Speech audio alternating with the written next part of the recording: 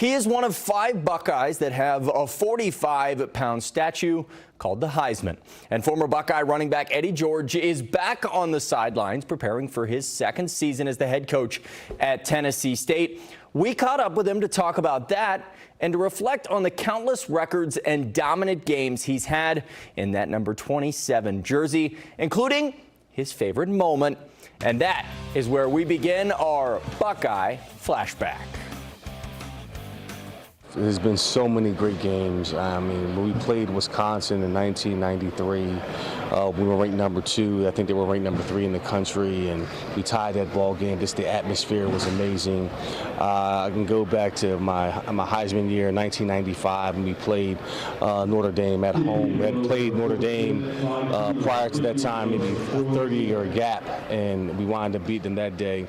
Or in 1994 when we beat Michigan, that team up north, under Coach Cooper's era, was a riveting day. But I think with the game that really sticks out to me is my game against Illinois in the snow without Terry Glenn, which were grown men only.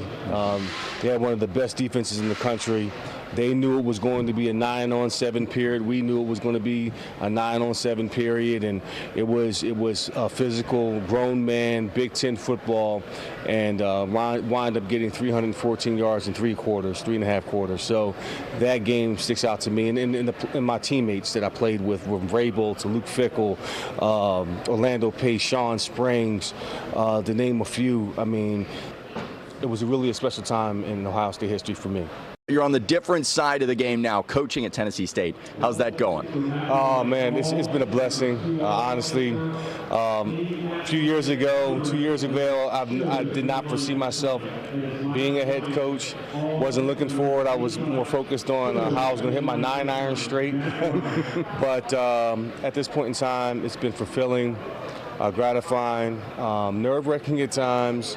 But it has been, coaching is a calling. So you have an opportunity to wear different hats every day, from being a mentor to being a head coach to roster management to academic advisor to personal assistant, equipment manager, problem solver, putting out fires every day. But I enjoy, the fruits of our labor that we're putting in as a program. You talk about your 9-iron. What was it that made you want to get from the course back on the field here?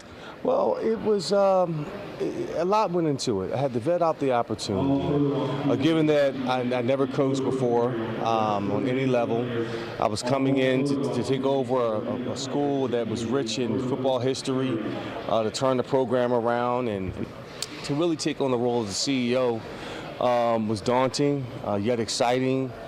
Given my history, my past, my pedigree as a football player, and what I can give to these young men, really spoke to me. So again, being a coach is really a calling, and it's an honor and a privilege to be a leader of young men.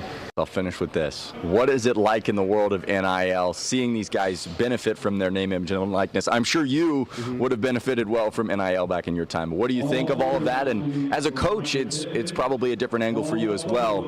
I think it's a great opportunity to teach our student athletes about business. It's real life. They're getting paid for an opportunity to get paid for the name, image, and likeness. Now you have to understand the business side of it by surrounding yourself with the right people, that being maybe an agent or a CPA that's going to take care of your taxes. Within that, set up the proper business infrastructure for it, and to develop and to educate our student athletes, so when they are in this position, if they're blessed enough to go on to play in the NFL and the numbers are bigger, you've set up yourself a system and an idea of how to manage your funds and to manage your money holistically.